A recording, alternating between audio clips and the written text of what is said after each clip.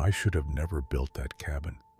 In 1995, I bought 200 acres of land, deep in the wilderness, untouched, peaceful, or at least that's what I thought.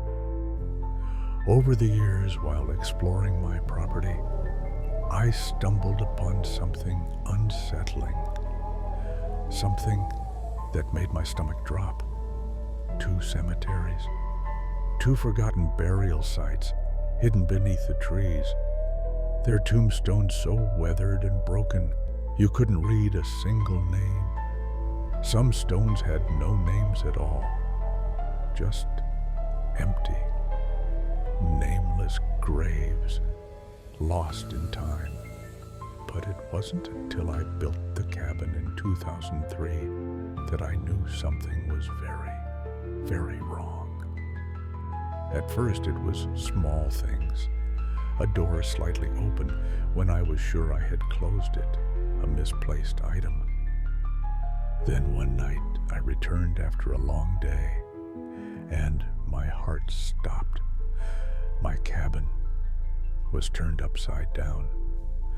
Furniture overturned, my belongings scattered across the floor. A chair on its side, my boots lying in opposite corners of the room. But here's the part that chilled me to the bone. Nothing was stolen. No broken windows, no signs of forced entry, just chaos. It was as if something had torn through my home in a blind rage. And it wouldn't be the last time. In 2005, I invited my closest friends for a hunting weekend. We were all seasoned outdoorsmen, but that night we would experience something that none of us could explain. We sat around the fire, trading stories, drinking, laughing, just a normal night. Until the stick came. I had gone inside for just a moment to grab the stakes when I heard the commotion outside.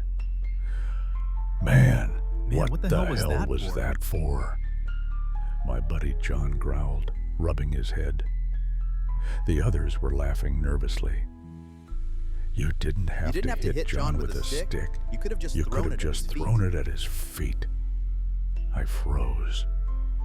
I hadn't thrown anything.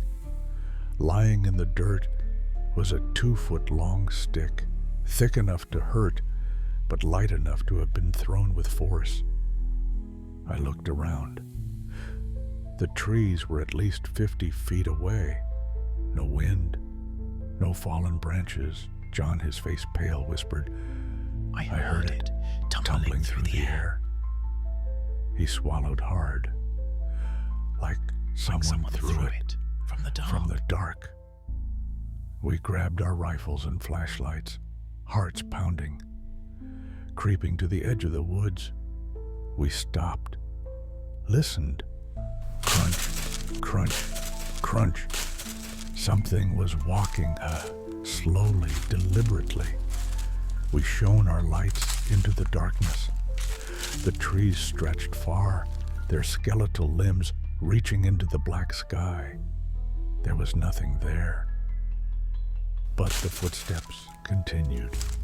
Something was watching, something unseen, something close. We stayed up all night, but nothing else happened. At least, not that night. Years later, the same friends, plus a few more, joined me again, this time with our kids. They wanted to see one of the forgotten cemeteries, curious about the land's eerie past. So, armed with pistols and flashlights, we walked the 500-yard path through those woods. About halfway there, I felt it, a presence. At first, I brushed it off as paranoia. Then, My buddy stepped up next to me and whispered, "Who's in the woods?" I stopped dead in my tracks. He had heard it too. I turned, whispering to the others, "Don't move." We all held our breath. The night was deathly silent until it wasn't. Crunch. A footstep, not ours. Crunch.